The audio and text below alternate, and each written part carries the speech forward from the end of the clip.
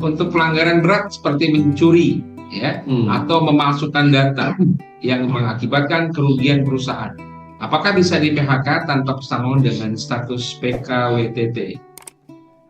Status PKWTT berarti permanen ya. Permanen. Untuk pelanggaran berat seperti itu, jadi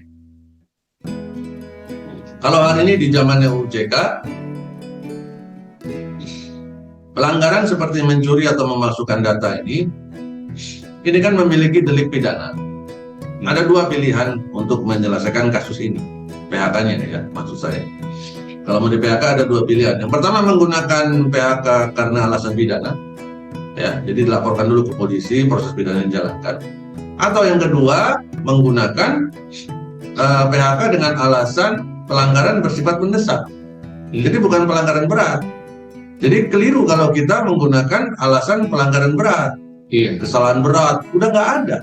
Bapak Ibu, untuk kesekian kalinya saya sampaikan lagi bahwa pasal tentang pelanggaran berat atau kesalahan berat itu yang kita adopsi dari pasal 158 dan 159 di Undang-Undang 13 sejatinya demi hukum sudah tidak bisa dipakai lagi sejak sekitar 2004 seingat saya.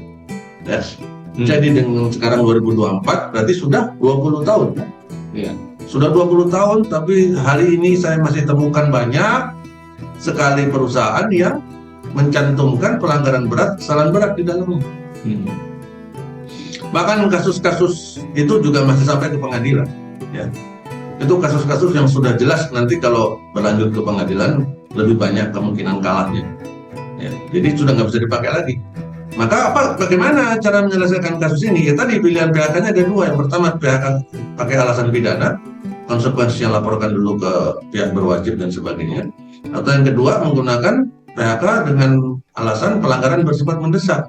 Tapi kalau kita ingin menggunakan PHK dengan alasan pelanggaran bersifat mendesak, ada syaratnya. Ya.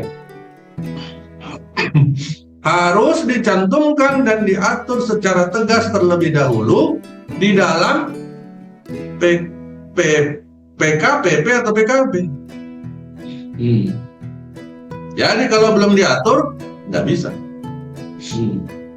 Ada nih, dan banyak di luar sana, ya, perusahaan yang di dalam pasalnya dalam PP atau PKB masih mencantumkan pelanggaran berat atau kesalahan berat.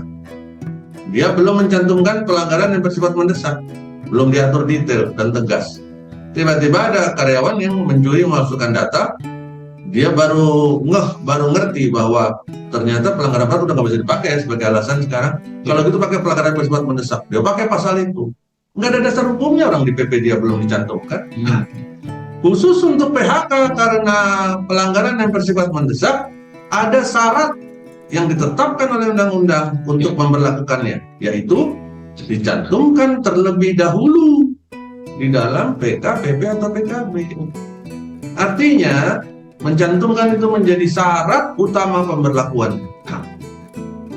Dengan kata lain, kalau tidak dicantumkan berarti tidak ada untuk perusahaan itu PHK karena alasan pelanggaran bersifat mendesak. Ya. Dan pelanggaran bersifat mendesak atau yang pidana itu memang tanpa pesangon. Ya. Tapi ada uang pisah kalau nggak salah. Ya, dia nggak dapat pesangon tapi dapat uang pisah.